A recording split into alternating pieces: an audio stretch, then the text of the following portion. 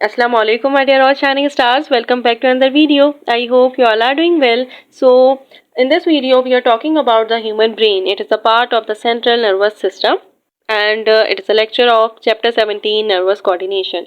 Like, I really must say, you're gonna love this part because human brain is the most interesting lecture.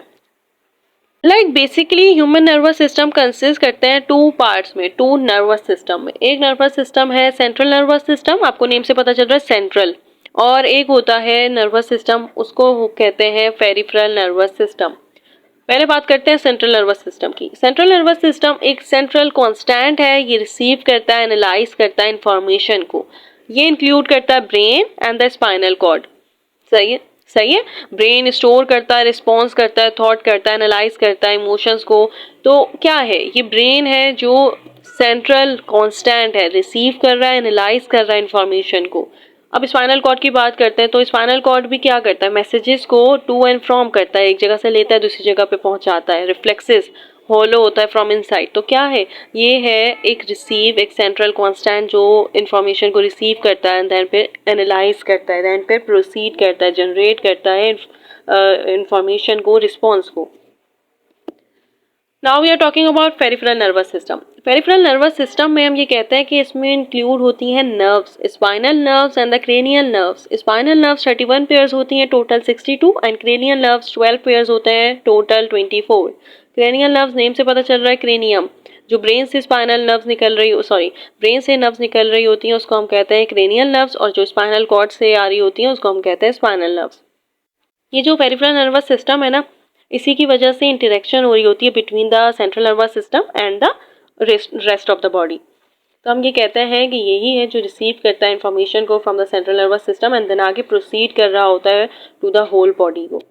तो यहाँ पे हमने बात करनी है सेंट्रल नर्वस सिस्टम की। स्पाइनल कॉर्ड हम पहले ही पढ़ चुके हैं, आज हम बात कर रहे हैं सेंट्रल नर्वस सिस्टम के एक पार्ट की जो है brain. Architecture of brain and the spinal cord. So architecture हमने ये पढ़ना है कि सेंट्रल नर्वस सिस्टम एक इंटीग्रेटिंग पोर्शन है नर्वस सिस्टम का, जो सेंसरी इंफॉर्मेशन को रिसीव करता है, प्रोसीड करता है, एंड देन आगे रिस्पॉन्स को जनरेट करता है, एनालाइज करता है। यहाँ पे आपके पास ये लिखा हुआ है कि ये एक सेंट्रल लोकेशन है, सेंट्रल कांस्टेंट होता है जो लाई करता है mid line of the body में। Of course brain and the spinal cord mid line of the body में है, जबकि पेरिफेरल नर्वस सिस्टम कंसिस्ट करता है nerves projecting from central nervous system and the peripheral portion location in the body. यहाँ पे जब हमने स्ट्रक्चर ऑफ न्यूरॉन्स पढ़ा था तो आपको याद होगा कि मैंने कहा था 3 टाइप्स ऑफ न्यूरॉन्स होते हैं, inter neurons, sensory neurons and motor neurons. ये हम बहुत दफ़ा पढ़ चुके हैं, इसलिए मैं उस कॉन्सेप्ट को आपको अभी सही से डिटेल में नहीं पढ़ा पाऊंगी। इंटर न्यूरॉन्स की बात करते हैं। इंटर न्यूरॉन्स को एसोसिएशन न्यूरॉन्स भी कहते हैं क्योंकि between the sensory and the motor होता है। तो यहाँ पे बताया हुआ है, इसकी रेंज बताई हुई है कि सेंट्रल नर्वस सिस्टम ब्रेन में, स्पाइनल कॉर्ड में, सेंट्रल नर्वस सिस्टम यही बताया हुआ है कि सेंट्रल नर्वस सिस्टम कंसिस्ट करता है इंटर न्यूरॉन्स, जिसको एसोसिएशन न्यूरॉन्स भी कहते हैं, और इनकी रेंज होती है between the 10 billion to 100 billion. अब ये जो सेंट्रल नर्वस सिस्टम है ना, ये कंसिस्ट करता है brain and the spinal cord, जो हॉलो नर्व कॉर्ड होती है, जिसमें इस पे कुछ ना कुछ इंटर न्यूरॉन्स होते हैं 10 बिलियन टू 100 बिलियन। अब इनके पास ना कुछ प्रोटेक्शन होती है, ये प्रोटेक्शन हमें बतानी है। देखिए, ब्रेन और स्पाइनल कॉर्ड ना बोनी आर्मर में प्रोटेक्ट होता है, जैसे स्कल प्रोटेक्ट है, जैसे ब्रेन प्रोटेक्ट है स्कल में, जिसको हम क्रेनियम बॉक्स कहते हैं। रिस्पेक्टिवली स्पाइनल कॉर्ड प्रोटेक्ट हुआ है वर्टिब्रल कॉलम में, रिब्स में। तो ये जो प्रोटेक्शन है ना, ये फर्स्ट लाइन ऑफ डिफेंस है। देन सेकंड होता है बीनीथ बॉडी आर्मर, कुछ ट्रिपल लेयर होती है, कनेक्टिव टिश्यूज की लेयर्स होती हैं जो प्रोटेक्ट कर रही होती हैं ब्रेन को, स्पाइनल कॉर्ड को। उनका नेम दिया हुआ है। आउटर लेयर होती है ड्यूरा मैटर, मिडल लेयर होती है arachnoid matter, and inner layer होती है पिया मैटर। अब जो between the second and the third layer होती है ना, इसके बिटवीन कुछ फ्लूइड प्रेजेंट होता है जो एक्ट करता है एज अ कुशन। इसी फ्लूइड में, CSF में, जिसको सेरिब्रोस्पाइनल फ्लूइड कह रहे हैं, इसी में न्यूरॉन्स बात कर रहे होते हैं, और ये एक अनदर प्रोटेक्शन है सेंट्रल नर्वस सिस्टम की। Cushion the brain and the spinal cord, और ये middle layer and third layer के बिटवीन होता है फ्लूइड। अब हमें ब्रेन स्टार्ट करना है। ब्रेन एक मेन कंपोनेंट है सेंट्रल नर्वस सिस्टम का, और हाउस हुआ हुआ in the skull and shield हुआ हुआ है बाय द क्रेनियम। ये स्ट्रक्चर और जो जनरल डिजाइन है ना ह्यूमन ब्रेन का, ये सिमिलर है those of animals brain, but the cerebral cortex is most developed in the human brains. Like human brain में सेरेब्रल कॉर्टेक्स मोर कॉम्प्लेक्स होता है। इसका वेट बताया हुआ 1.4 kg होता है, जो अप्रॉक्सीमेटली 3 पाउंड बनता है वेट में, डिपेंड करता है बॉडी वेट में, सेक्स ऑफ ईच इंडिविजुअल। ये डिवीजन होती है, ह्यूमन ब्रेन की डिवीजन होती है 3। एक फोर ब्रेन होता है जो अपर मोस्ट पार्ट है, एक मिड ब्रेन है जो मिडल पार्ट है, और एक हाइंड ब्रेन है जो पोस्टीरियर लोअर पार्ट है ऑफ कोर्स। तो ये जो फोर ब्रेन है ना, इसकी हम पहले बात कर रहे हैं। ये जो फोर ब्रेन है ना, ये लार्जेस्ट और वेल डेवलप पार्ट है ह्यूमन ब्रेन का। लाइक इसी में डिवीजन हो रही होती है, आगे फर्दर डिवाइड हो रहा होता है। इसके 3 पार्ट होते हैं, thalamus, limbic system and cerebrum. पहले हमने बात करना है कि फोर ब्रेन डिवाइड हो रहा होता है 2 रीजन्स में। एक होता है टेलीसेफ्लॉन और एक होता है डाइनसेफ्लॉन। ये जो टेलीसेफ्लॉन है, इसमें हमारे पास आता है सेरिब्रम, जिसका दूसरा नाम है सेरिब्रल हेमिस्फीयर, जो कम्युनिकेट कर रहा होता है each other by means of large band of axons, जिसका नाम है कार्पस कैलोसम। ये कार्पस कैलोसम क्या होता है कि ये ही है जो कोऑर्डिनेट लाइक एक्टिविटी है ना 2 सेरिब्रल हेमिस्फीयर की या 2 सेरिब्रम की, ये कोऑर्डिनेट हुई हुई होती है बाय कार्पस कैलोसम। इसके बारे में हमने पढ़ना है कि ये जो टेलीसेफ्लॉन है, इसमें हमारे पास सेरिब्रम और सेरिब्रल हेमिस्फीयर आ जाता है, और जो डाइसेफ्लॉन है उसमें इंक्लूड होता है thalamus and the limbic system. तो ये डिविजन्स हैं, ये आपको याद करनी होंगी, और आप पढ़ते रहेंगे तो practice makes the man perfect, आपको याद हो जाएगा। Each hemisphere consist of an outer grey matter. अब देखिए स्पाइनल कॉर्ड के बारे में जब हमने पढ़ा था तो हमने कहा था कि उसका आउटर पार्ट होता है और इनर पार्ट होता है। आउटर पार्ट होता है वाइट और इनर पार्ट होता है ग्रे, जबकि ब्रेन में इसका रिवर्स है। ब्रेन में इसका ये रिवर्स है कि इसके पास आउटर पार्ट होता है ग्रे मैटर, जबकि इनर पार्ट होता है वाइट मैटर। ये एक most sophisticated information processing centre है ब्रेन का। सेरिब्रल कॉर्टेक्स को हम ये कहते हैं कि सीट है all the conscious activities like reasoning, memory, intelligence, ये सब की सब इन्वॉल्व होती है इसी प्लेस से। फंक्शनली ये डिफ्रेंशिएट हो रहा होता है लोब्स में। फ्रंटल लोब होता है, टेम्पोरल लोब होता है, पेरिएटल लोब होता है, डोर्सल लोब होता है। तो ये लोब्स हैं जिसमें ये डिफ्रेंशिएट भी हो रहा होता है। यहाँ बता चुकी हूँ कि surface of the cerebral cortex is the highly convoluted which increase the surface area of the cortex threefold। Like मैं आपको बता चुकी हूँ कि डिफ्रेंसिएशन हो रही होती है लोब्स में, frontal lobe, occipital lobe, temporal lobe, occipital, parietal, frontal. The activities of the cerebral cortex fall into sensory area, association area and motor area। Sensory area ये एरिया है जो रिसीव करता है इनपुट को from the different body parts। Association area वो area है जो site है हायर मेंटल एक्टिविटीज़ का like intelligence, reasoning and memory. जबकि मोटर एरिया वो एरिया है जो कंट्रोल करता है रिस्पॉन्स ऑफ द बॉडी को, जैसे कि एज लाइक न्यूरॉन्स। न्यूरॉन्स में सेंसरी न्यूरॉन्स इंफॉर्मेशन को कलेक्ट करता था, मोटर न्यूरॉन्स आगे जाके इफेक्टर्स तक पहुंचाता था, उस इंफॉर्मेशन को कम्युनिकेट करता था, कमांड जिसको हम कहते हैं। तो ये होता था inter neurons, motor neurons, association neurons. वैसे ही यहाँ पे एरियाज हैं जिनको डिफ्रेंशिएट किया हुआ है। अब डाइनसेफ्लॉन की बात करते हैं तो ऑफ कोर्स डाइनसेफ्लॉन कंसिस्ट करता है thalamus and the limbic system. अब थैलेमस को clearing house of the body कहा जाता है, क्योंकि ये सेंसरी इंफॉर्मेशन को रिसीव करता है from different parts of the body and then फिर आगे जाके इसको appropriate part of the motor cortex तक रिले करता है। दैट्स वाई इसको हम कहते हैं कि ये है एक clearing house of the brain. अगर हम बात करें अब लिम्बिक सिस्टम की, तो लिम्बिक सिस्टम की भी डिवीजन हो रही होती है। लिम्बिक सिस्टम की डिवीजन ये होती है कि लिम्बिक सिस्टम भी आगे कंसिस्ट करता है हाइपोथैलेमस, एमिग्डाला एंड हिप्पोकैम्पस। अब बात करते हैं लिम्बिक सिस्टम की। तो लिम्बिक सिस्टम क्या है? लिम्बिक सिस्टम आगे जाके डिवीजन कर रहा होता है। ये एक डाइवर्स ग्रुप है स्ट्रक्चर का, लोकेट होता है in an arc between the thalamus and the cerebrum. ये इंक्लूड करते हैं 3 parts, hypothalamus, amygdala and the hippocampus.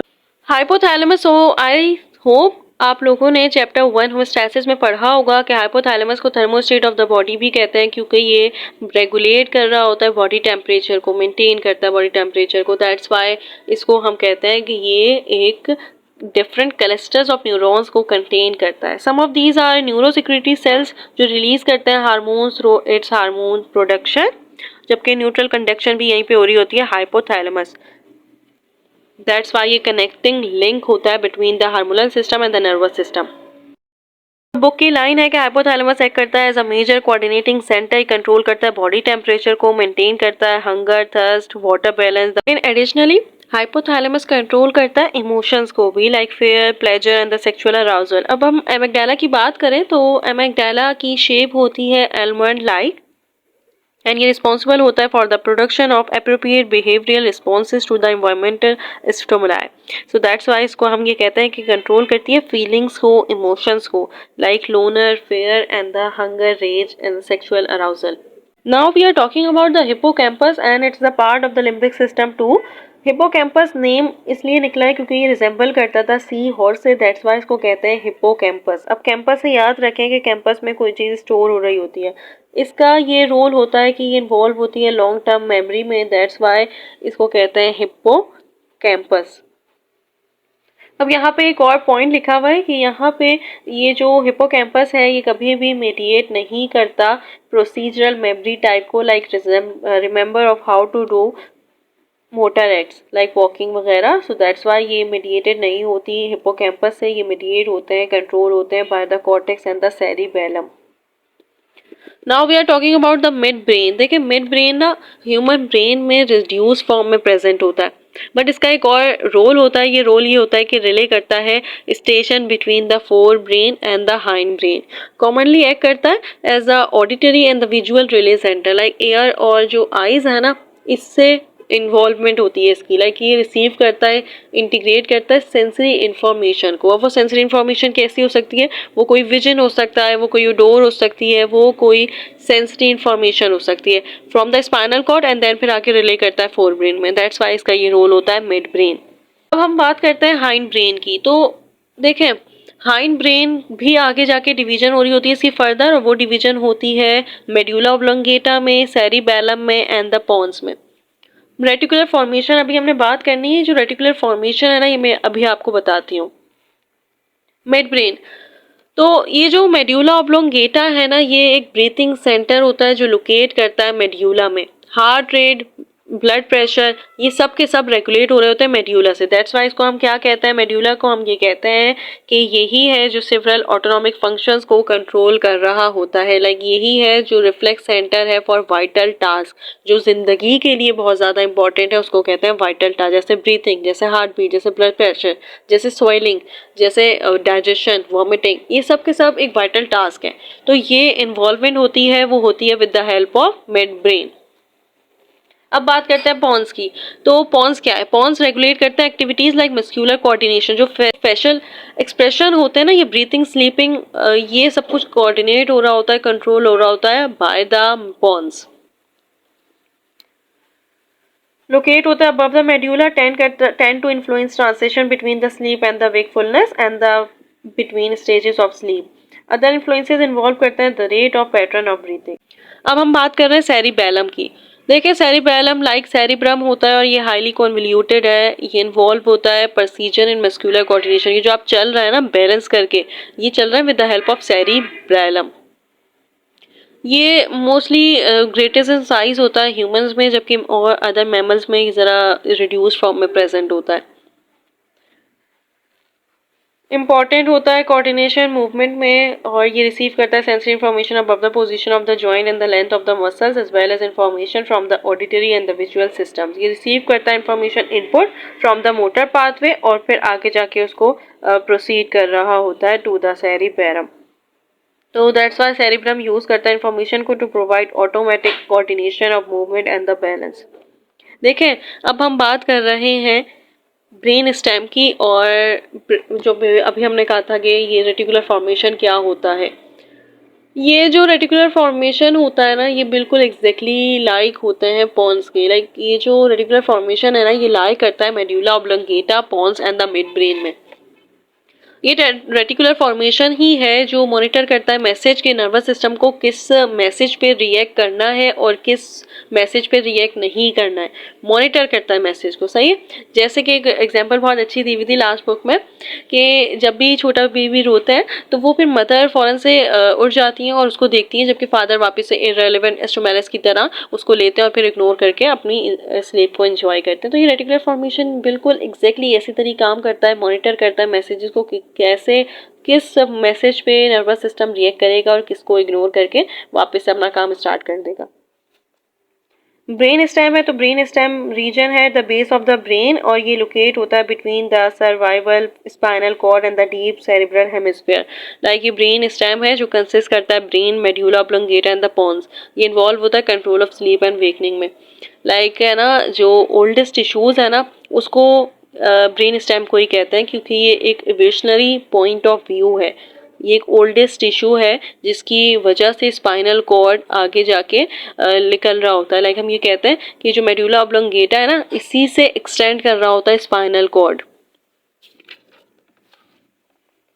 Some involuntary bodily function like breathing, heart beat. और ह्यूमंस के पास 3 डिस्टिंक्ट पार्ट्स होते हैं ब्रेन स्टेम में, जो मैं आपको बता चुकी हूँ, medulla oblongata, pons and the mid brain.